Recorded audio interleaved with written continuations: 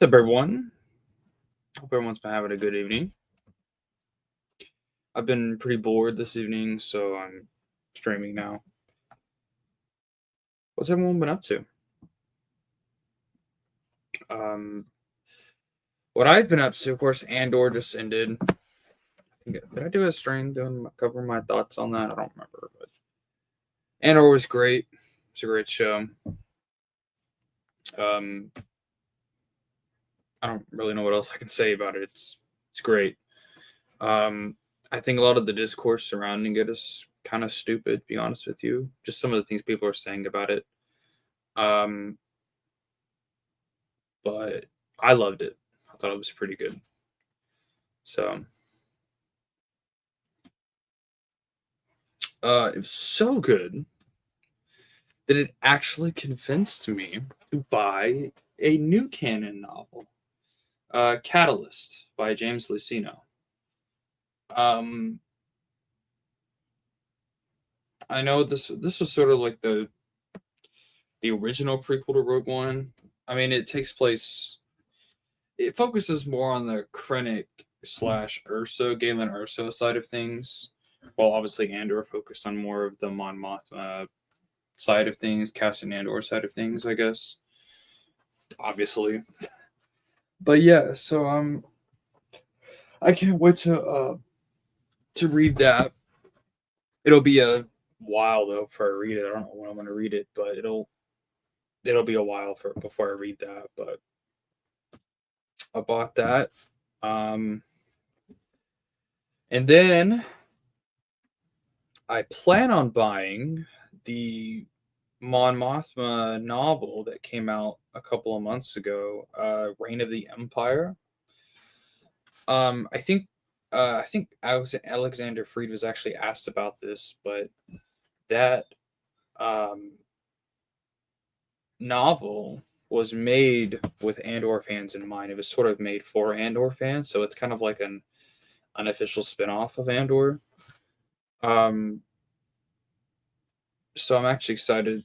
I'm interested in reading that because I thought the Mon Mothma stuff in the series was actually very good, especially in the second season. The first season I didn't really care about the Mon Mothma stuff, but in the second season it was very good. So I definitely do plan on purchasing that eventually. But I know what was it, a year ago, a couple of years ago now. I did or like a announcement or something. I don't remember what I did, but I uh I said I was taking the Wilkins oath. That was a phrase coined by Greyholm, and basically it was just not experiencing any new canon stuff um, at all in any capacity. That was more of a joke, but when the new canon's good, it's good. And I mean, I've never really been. I guess I'm not really anti new canon. I'm anti Dave Filoni. I mean, and unfortunately, most of the new canon, at least the cinematic projects, are Dave Filoni stuff. Um, so of the first season, because the first season is a little meh. I mean, I'm not gonna lie. I mean, it gets better towards the end, and the second season's great, but I had to actually rewatch the first season in order to really enjoy it. But I mean, yeah, it is a slog at first. I'm not gonna lie. That's one of the criticisms I have for it. Oh, you're on the second season. When you get to that third story arc, um, that's the best. In fact, not just that season, but the whole show. Especially episode 9. But I don't know. I loved it. I loved it. I thought it was great. It's not just the best. I mean, of like the new canon stuff. I mean, it's like way ahead of any other TV show in terms of quality, which is a shame because maybe a show about Obi Wan Kenobi should have had a little bit more creativity put behind it than a show about Cassian Andor. But what do I know? What the hell do I know? That show, the same with Boba Fett. I mean, those shows are just. Mm, mm, Well, they weren't thinking when they wrote that. I mean, that's true. That's definitely true.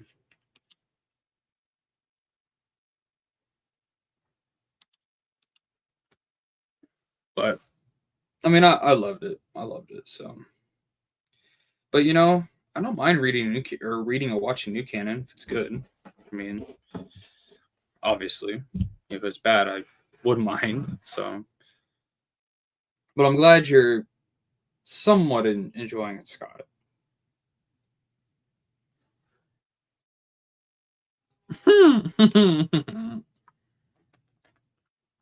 Fair enough.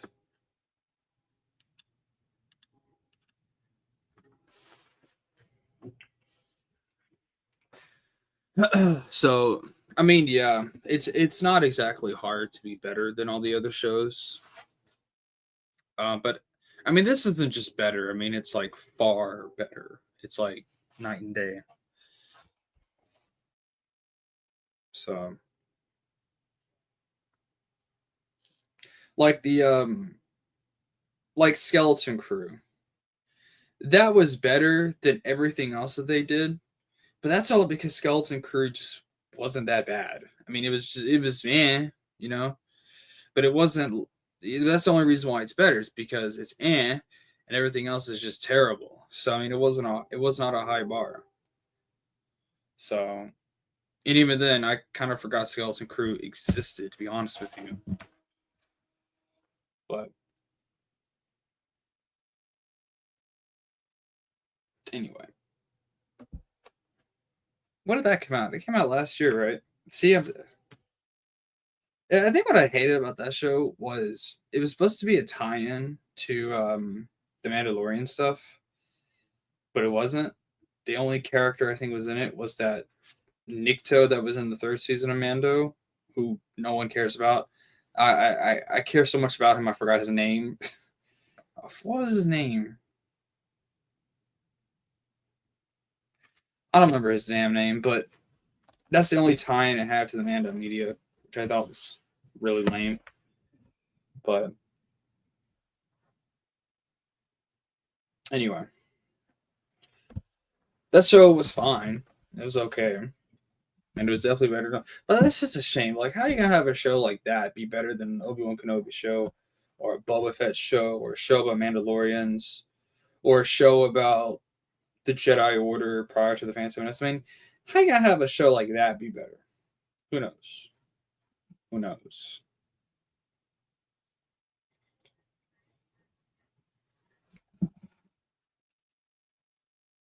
But I can name something. I can name a few stories actually that's better than all of the new canon stuff. New Jedi Order, Thrawn trilogy. Um. Anyway, I could go on. Yeah, it's weird, but I liked it. I liked it. I think it is weird. I remember thinking the same thing, but I kind of liked the story surrounding it. It is weird though. I can definitely agree with that. But I liked it.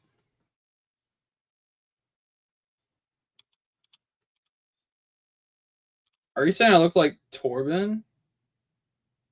Who was that? Was that the? I don't remember that. Isn't that one of the Jedi that they killed or something? I don't remember. See, I don't remember that damn show. All I remember is the contradictions, the plot holes, and the disrespect they gave to Plagueis. That's it.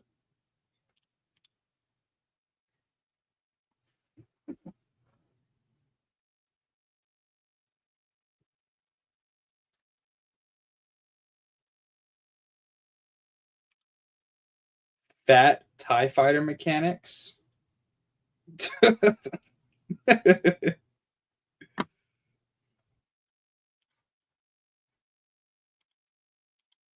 Yeah, I'm just busting chops to see a little bit of you in there.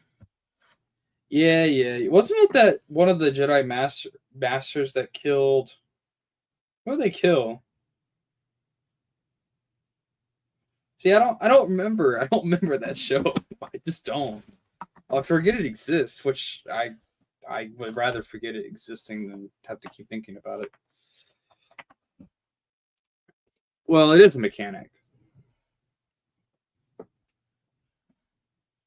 And there is also Warlord Zen. She wasn't the fittest. Hello, Calkite the Lion. What's up, Lopsided? How's it going? Good to see you, brother. I think I know what you're talking about. That was he took that was it the Barosh Barash vow or something? Where it kind of became a hermit. Is that the character you're talking about? And then he was like floating in stasis and no one could move him. Something like that.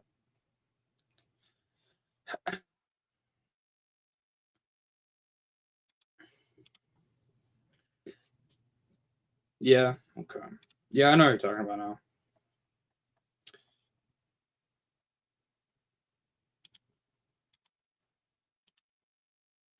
That show's that show is weird. Like Acolyte, not only is it bad, it's just weird. Like the Night Sister stuff is weird, dude.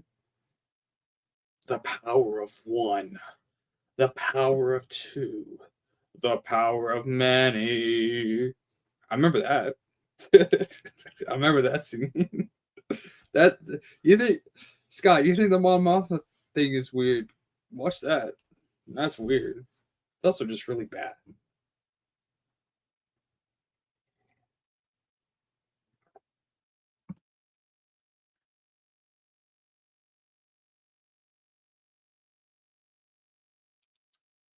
That's true. She also sounds weird. She sounds she's been smoking cigarettes for 30 years. It is genuinely like annoying to hear her speak. I mean, it was just annoying. No offense to the actress, but it was annoying.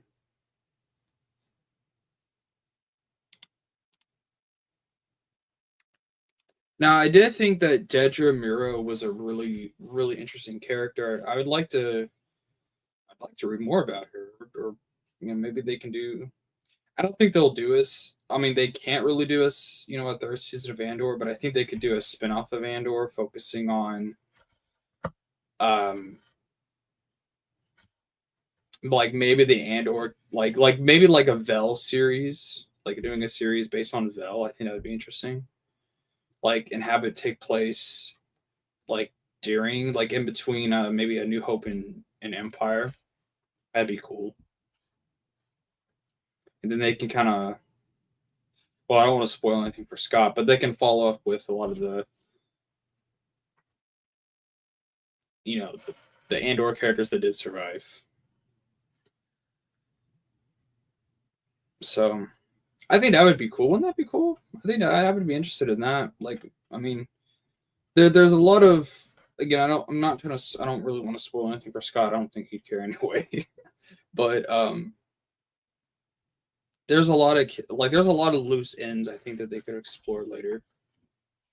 And it would be cool to see like a TV show like after A New Hope, you know, before Empire, maybe how they got to the Hoth base, which maybe that actually wouldn't be good because yeah, I'm sure the comics have probably explored that. To be honest, by now the comics have probably shown that, which is a shame.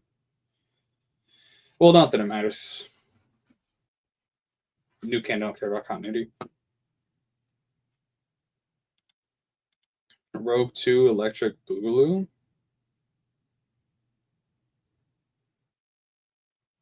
I understand what you're saying, Nameless. I absolutely do not care about these casts and Andor. Mon Mothma deserves better than being in this show. I don't know, man. I don't agree with that. I think the characters in Andor were very good. Most of them, at least, especially Luthen. I think Luthen was great.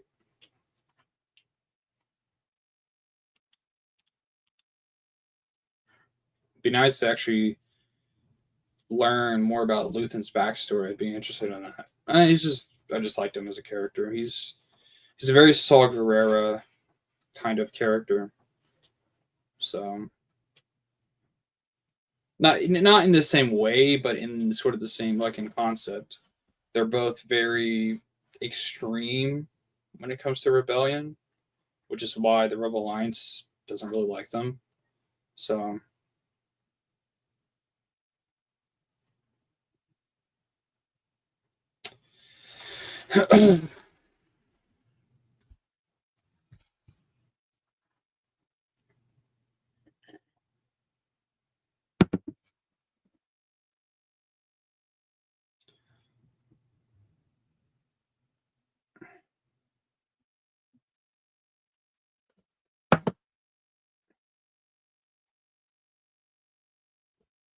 oh, I got you. I don't know. I think they could do like a Vel show. I think she would be an interesting character to explore. I bet he talks in on social media for almost a year and singing clips the acolyte no contest like a horrible fever dream. Oh yeah, imagine us having to watch that crap.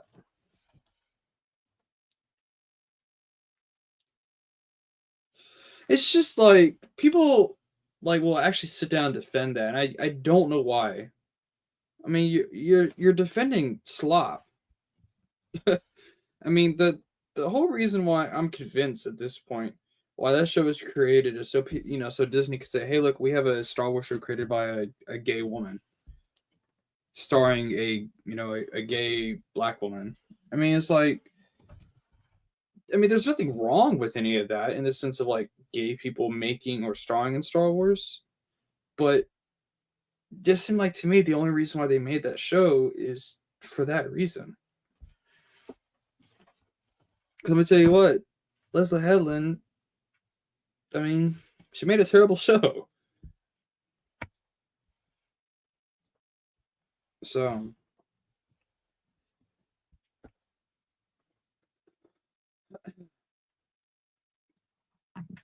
it's just awful.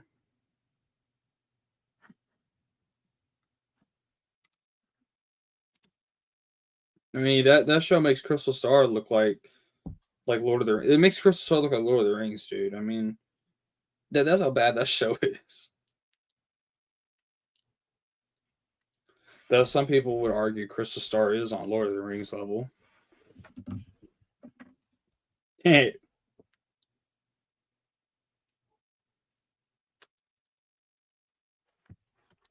Scott, would you like to join? If you're still on the stream, would you like to join the stream?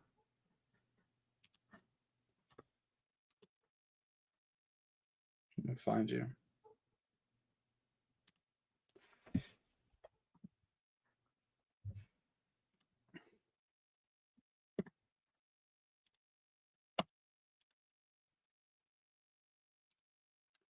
Thought about that. Some of these fan animated EU projects, Dark Empire anime looks cool, has canon, shrivel up, Palpatine, Heir of the Empire. AI animation has Mace Windu replace Sabayoth. I know we're talking about the first thing, like with the Dark Empire thing. I know we're talking about the Heir of the Empire thing.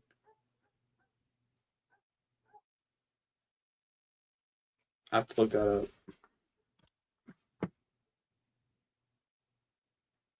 I mean, yeah, in the new canon, they're gonna have probably. Well, I guess not.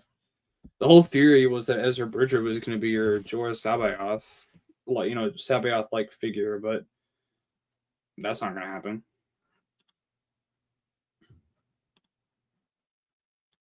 I say that because he's clearly light side still in Ahsoka.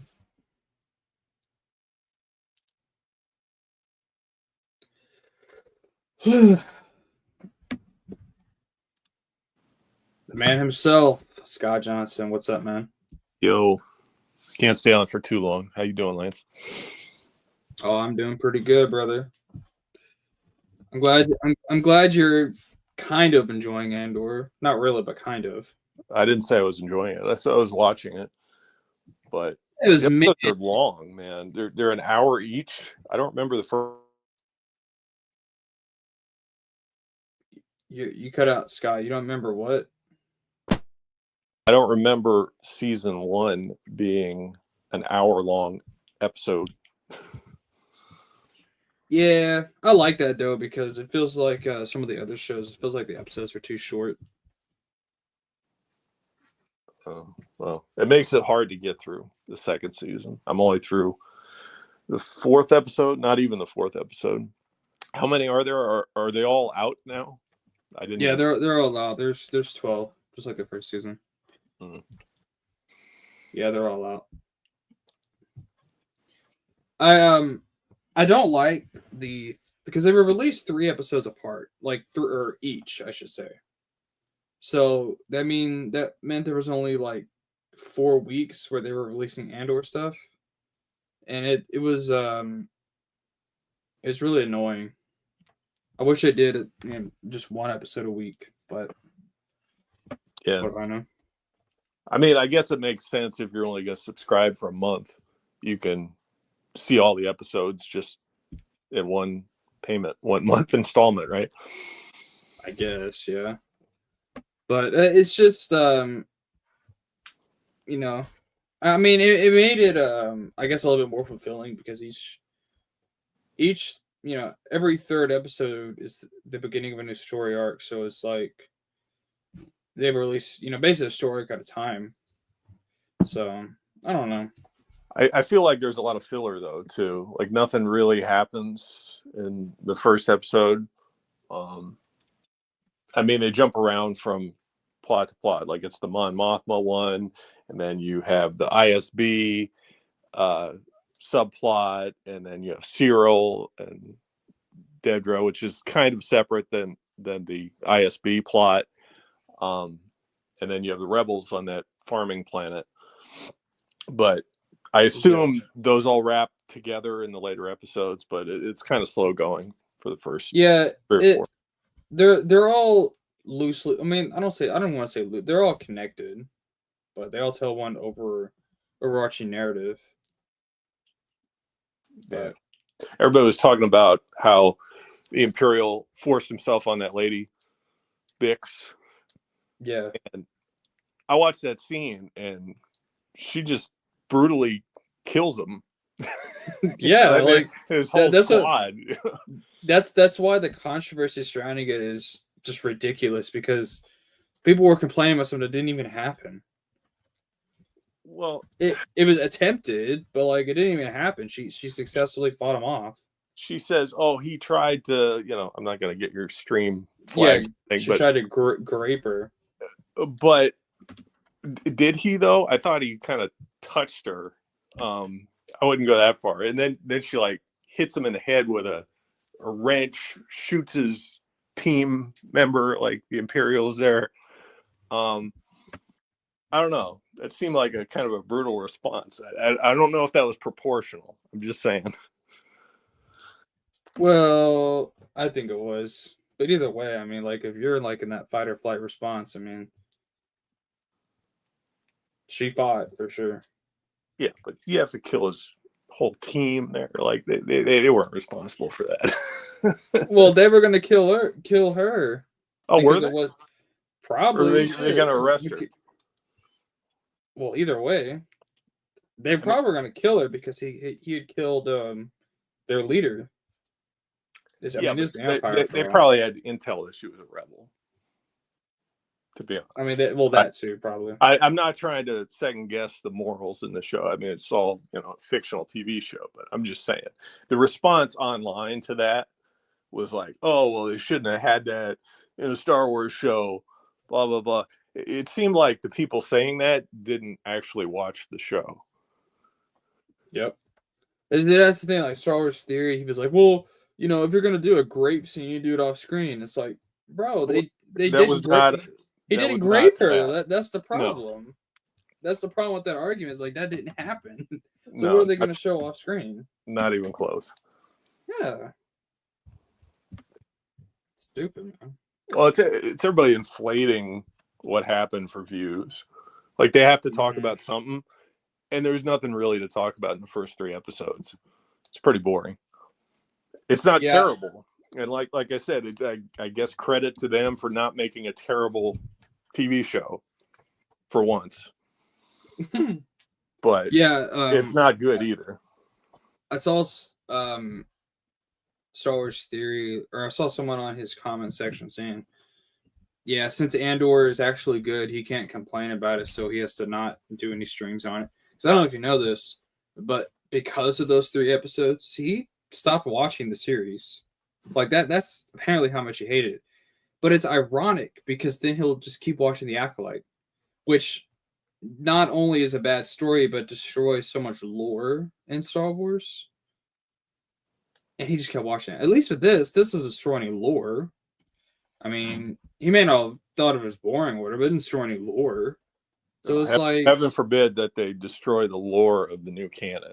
I mean, that would just be a tragedy. well, Acolyte didn't destroy the lore of the new canon; it destroyed the lore of the movies, in my opinion. Okay, well, so same thing.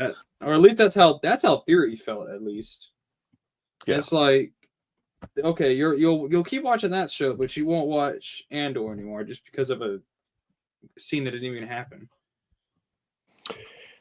Some people were saying that Andor is compatible with the new canon, and I forget enough of season 1 to make that determination. But I seem to think that Mon Mothma had family that was established, like in West End Games, and then I know there was that thing about her nephew in, was it the Brian Wood comic series? Mm-hmm. So I think her family is established, and I'm not sure it can be the same people as depicted in the Andor TV show, but maybe, or you could say maybe it was all a cover because she was a rebel and needed to hide her identity and has a fake, extended family or something to protect her real family. Well, I think the first season could work in the EU because, I mean, she does have a daughter in the EU too. Now it's weird because they have the same name, her daughter in the new canon and the EU, but it's spelled differently. In the EU, it's Lieda. In the new canon, they switch the I and the E. It's the strangest thing ever. I don't know why they changed that, but Is her daughter from West End Games? I forget where it's from. I don't remember. It was something obscure. I don't remember if it was West End Games or not. Let me look here. She doesn't even have a picture. She's from Star Wars Visionaries. Oh, that's not even like technically canon. I guess you could make an argument it is, but it's ambiguous. Well, Wikipedia is saying it is. Oh, well, Wikipedia is. Oh, wait. It says Mon Mothma's daughter was first mentioned in the Dark Empire sourcebook. Okay, so she's canon. And Okay. published in 1993 by West End Games. Yeah, that's what I thought. But yeah, there's not that much information. It's just kind of a throwaway line. There's a lot of just mentioned stuff in particularly the Dark Empire source book that isn't really extended upon. I mean, Abel Pena writes about some of the characters there. I think they established Black Hole is Chronal, and I think he's mentioned in the Dark Empire source book. But Zorba the Hutt's also in there, I think. Yeah. Well, I think, like I said, I think the first season could work, but not the second season because, I mean, you'll see later. A lot of it has to do with the Rebels' origins, and I mean, I don't know much about the Dark Times era in the EU because I haven't got there yet. But like, when Mon Mothma, like, how does Mon Mothma leave the Senate? Like, was it a response to something the Empire did, or she was in the Senate and part of the Rebel Alliance in secret? So the Senate isn't dissolved. I think Mon Mothma does leave, but the Senate isn't dissolved until A New Hope. But because in the new canon, Mon Mothma, and this has been established for a while, but when the Gorman massacre happens, Mon Mothma, she does a speech in the Senate, condemning it, and then she's pretty much forced to leave. I mean, I don't know if anything like that happened in the EU, but that's probably compatible. I mean, you could always say that she resigned and then came back or something, but Yeah, I forget exactly. I seem to think that she left before it was dissolved, or she got found out that she was Okay. part of the Rebel Alliance. And establishing the Rebel Alliance, that's another thing that occurs in multiple multiple things. I think it was on Force Unleashed that it was a problem. But then you have the rebellion, technically, which is not necessarily the Rebel Alliance. So there were rebel groups that were established before you had the formal Rebel Alliance that's talked about, things like West End Games and the like. Mhm. So you could have multiple rebellions established throughout the time period. Right. Well, I mean, the Rebel Alliance is sort of like it's in the name. It's an alliance of those rebel groups, right? Well, it is an alliance of the rebel groups, and it is a formal entity that, like, they sign a declaration and all that. And you can see, like, in the West End Games guides, they have like Mon Mothma's signature, and like she signs a formal declaration. That's how that was established, and it was repeated in the essential guides and everything else throughout the book whenever they refer to that. But you could have multiple rebel groups that were established before then, that weren't necessarily the Rebel Alliance. Does that make sense? Yeah. Yeah, that makes sense. And the new canon even has similar things like that, like Saw Gerrera's group. It's a rebellion, but it's not a part of the Rebel Alliance. So because I was looking at some from was it Black Fleet Crisis, and the Dornian Navy, they fought the Empire on their own, like they weren't part of the Rebel Alliance, and at least initially. Right.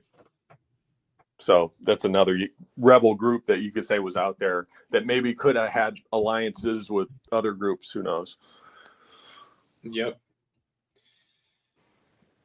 Well, it's weird because the way the Gorman massacre happened, and see, this is why I don't think Andor season 2 could be compatible. But see, when I know when you think of the Gorman massacre, I think of it the same way. You think of like what Tarkin did.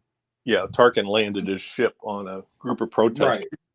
That happens, but I don't want to spoil a whole lot, but in the show, that's a previously established event. There's a second Gorman massacre that happens.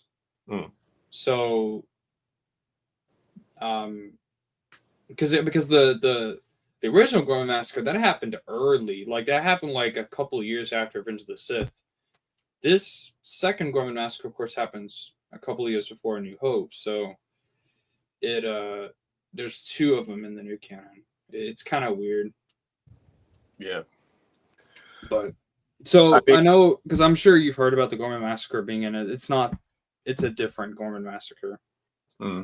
Does it for sure say that this event in Andor season 2 happened at a specific date, or is it just inferred through other things? So, like, is there something in the narration that says, oh yeah, this is 2 ABY or whatever it is? Well, each episode or BBY or each at the beginning of each story arc, there's actually like a 1-year time jump, so it'll tell you what year you're in specifically. So I think the series starts, I don't remember where it starts, but it ends in 18, not 18, it ends in 1 BBY. And the story before that was 2 BBY, and then 3, and then 4 BBY. They actually used BBY like the first season did. So yeah, you know what year it's in. Okay. Well, I guess if you ignore that, maybe you could find a way to work it in, but it'd be pretty weird if they had a Gorman massacre after Revenge of the Sith or shortly after Revenge of the Sith, and then had one shortly before A New Hope. Yeah. That's yeah, that would be weird. But I mean, I guess it's possible. I mean, it's not impossible, but I mean, I don't really want in the EU because shit, Lord knows the new canon needs some good stories in it. So I don't know why people talk about that, but I've seen it repeated over and over. Like, oh yeah, Andor can count. That's why it's worth watching. As if, I guess you'd only watch it if it works within the EU. But that's what a lot of yeah, people say. At least I don't know what the rationale for saying that is, or if that they're just curious and are asking if that could really work within the EU. Because a lot of people that say that I don't think are tremendously knowledgeable about the EU. They're just kind of seeing, floating it out there, seeing if it'll stick. yeah. I mean, I've always said this, but I mean, if the new canon, I've always wanted it to be like just as good as the EU, if not. I mean, I don't think it could be better than it, but I want it to at least, be good. I don't want it to be bad, and I feel like a lot of people want it to be bad, but I don't. I've always wanted it to be good. I want to be able to. I should want to buy both continuities and read both of them and enjoy both of them, but that's just how I view it. Yeah, I guess it depends on your definition of what good is. Is it like to tell something completely different that's a good story, but foreign to what you would think of as it's not expanded universe, but what you would think of a Star Wars expanded universe story would be a story that takes place outside of the films. Mhm. I would think you would want something that has some resemblance to the EU, at least, even if it doesn't fit it exactly. It sort of could be within the context of the EU as you would imagine it to be. You know what I'm saying? Yeah. I mean, I guess in my view, I want it to be different. Um, because if it's the same, why watch it or read it?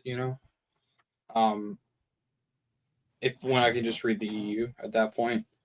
So I want it to be different, It's but like you said, it's more stories, because we aren't getting any more EU. yeah, not anytime soon at least. Let me catch up on some comments here. People are making these EU animation projects and changing them very drastically. Yeah, that's true. They're pretty cringe, to be honest with you.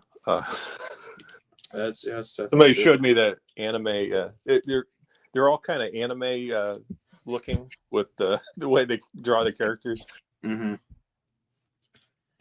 There's that Dark Empire animation. I don't mind that they changed Palpatine's look a little bit to be more like the Rise of Skywalker. I don't really mind that because generally they were still pretty like faithful to the source material. They also added U-wings in the background, which I mean, oh well.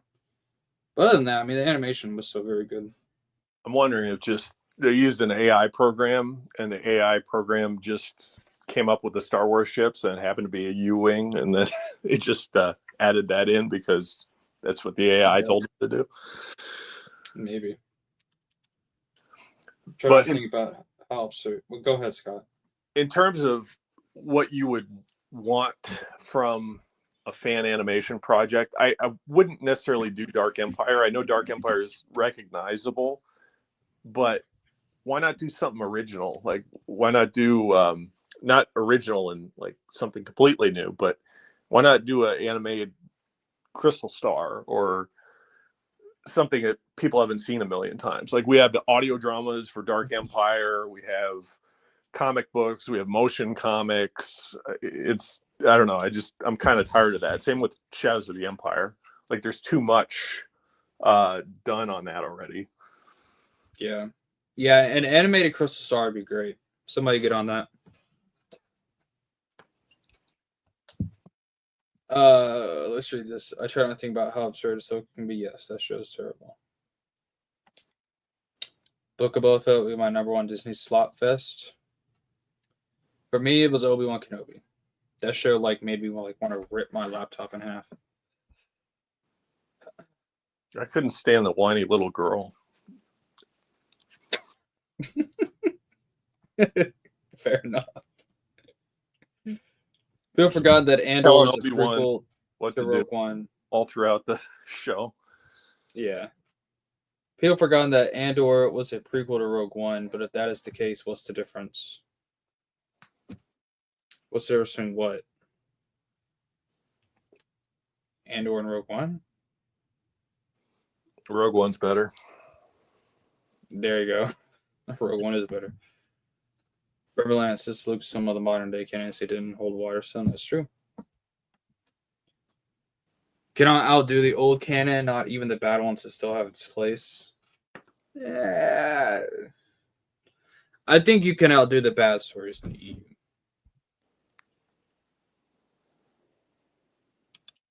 Hello, Nazo. How's it going?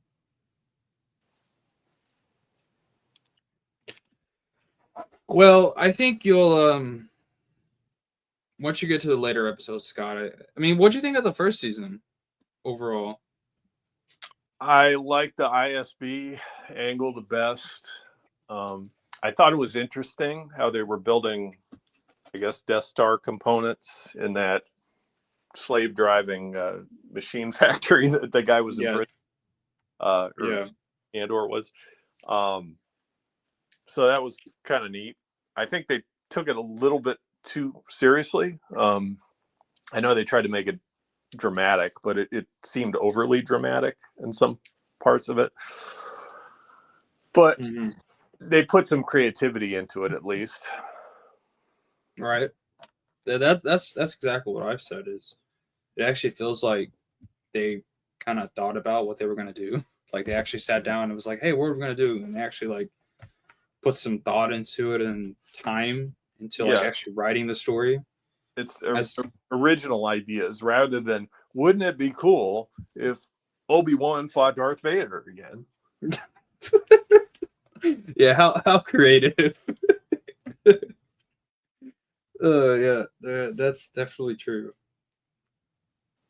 But yeah, I agree with you on the ISB. I really enjoyed seeing them, and of course, Yularen in the first season was great. Yeah, I thought the Ferrix thing was a little bit slow. The ending, was fine. I felt like it was a little too boring at first. That's fair. I know they wanted you to get familiar with the characters and have it resonate with you, but I don't know. It was a little too much. A little too much for me. Too boring. Too slow going. That's completely fair. The early those early episodes of this first season were pretty slow. But I think once Andor meets Luthen, and once Luthen really starts to get involved with the story, it picks up a lot. I mean, I love Luthen. I think he's a great character. He doesn't do much. That's another thing. The actors, you have some actors that don't really do anything, so they can portray a character pretty good as long as they just have the kind of walk and look of the, something interesting. But then some of the actors that have lines and dialogue, they struggle a little bit. It's obvious to me Diego Luna is miles above everyone else in his acting. Yeah. I guess it makes sense because he's a movie character, but some of the others, I don't know how Mon Mothma, her character. I know that she's the same actress as the Revenge of the Sith character for Mon Mothma, but I think she struggles a little bit in the TV show. I didn't really get that impression. Yeah, it seems like maybe it's just out of place. Maybe it's she doesn't normally do things like Star Wars, I guess, but she seemed like she was at I don't know, a different type of show, a different genre than what she was. Well, I mean, think of it like this: like this was like the first time she actually portrayed Mon Mothma as a main, like a lead character. Like in all the other projects she was in, Ahsoka, what the Rogue One, of course, Revenge of the Sith. those were just like small roles, where Mon Mothma didn't really have many lines. She was more so just there for show. Mm-hmm. But this is kind of like the first time she was in like in a lead role. I still thought she did great though, but that might be why you felt like that. I mean, I don't know. She doesn't seem like Mon Mothma to me, how she's portrayed. Oh, of course, I only know her from the EU, and I guess there's no Right. base for new canon of how Mon Mothma is as a character, but didn't seem like it to me. Didn't seem like it fit. I mean,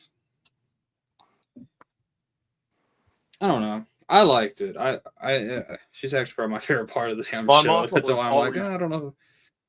she was always very quick to take out the enemy. I mean, if you look at her in like Soldier for the Empire, when she's briefing Kyle Katarn on going into Danuta, stealing the Death Star plans, she's very precise, very tactical, military like, and she has no problem having Jan kill him, like if she needs to, like she'll do whatever it takes. And I don't know, it didn't seem like it here. Well, that's the thing, because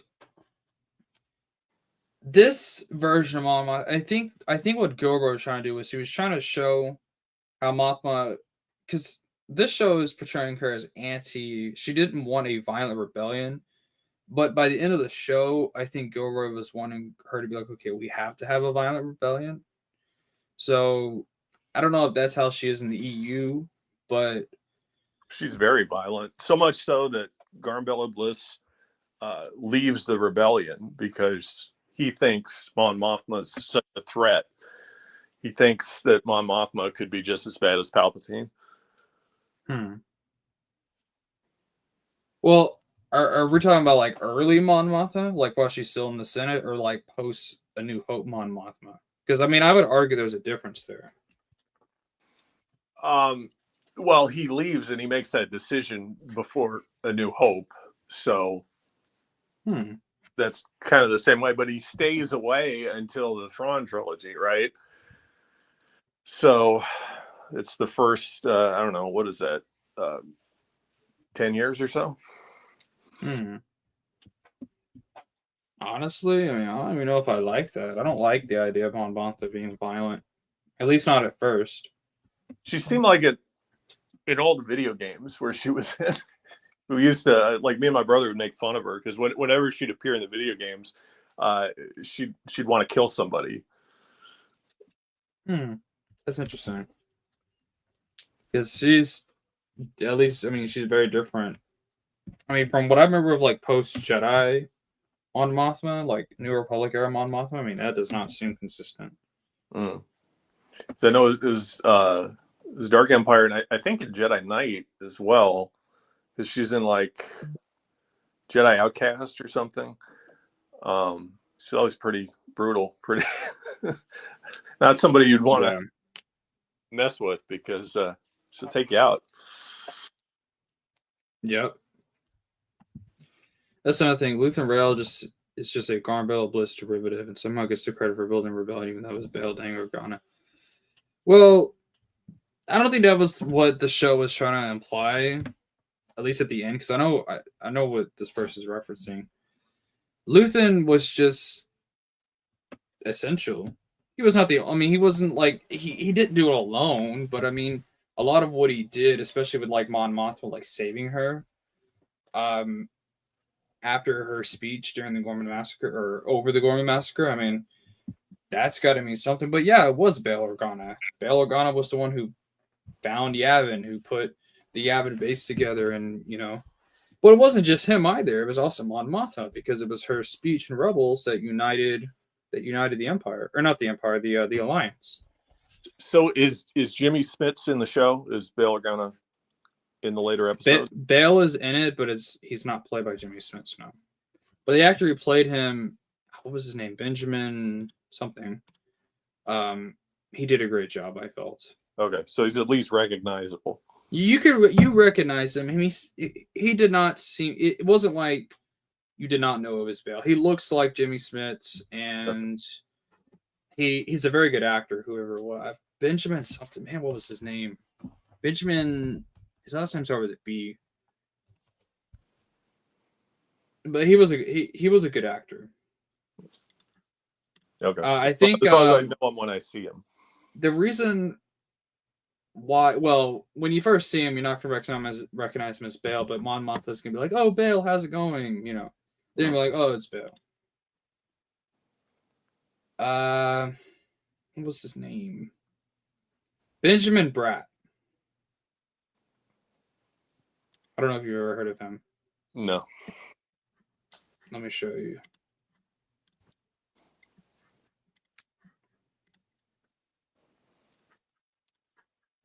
This is what he looks like. All right. Close enough, I guess. Close enough. Yeah, I think Jimmy Smits, I think he had like a scheduling conflict. I think that's why he couldn't appear on it. They were But cheap. this guy did pretty good, I felt. Yeah. There's just a lot of extra characters. I mean, like I said in the first episode, you got people that are just token characters inserted in as extras, as TIE fighter mechanics, and they look nothing like TIE fighter mechanics should be. I mean, a little too obese, if you ask me. I don't know, man. I didn't even notice any of that. But hey, Star Wars is inclusive now, so it is. Who cares if they look the role? We just got to have token characters.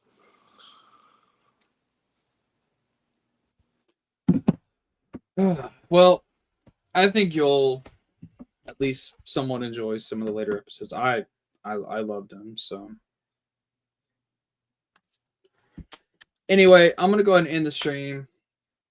This was fun talking about, well, not the EU, talking about Andor, but I enjoyed it. I saw someone say before I end the stream, I saw someone say that Andor is communist propaganda, and I'm just like, I think all TV could be communist propaganda, to be honest with you. I mean, yeah, you're probably right. It's part of the reason why I refuse to watch on Disney Plus. Why? Because it's communist propaganda. I'm confused. But anyway, thanks everyone for joining. Thanks Scott for joining. I'm gonna go ahead and end this stream. Y'all have a good night. See ya.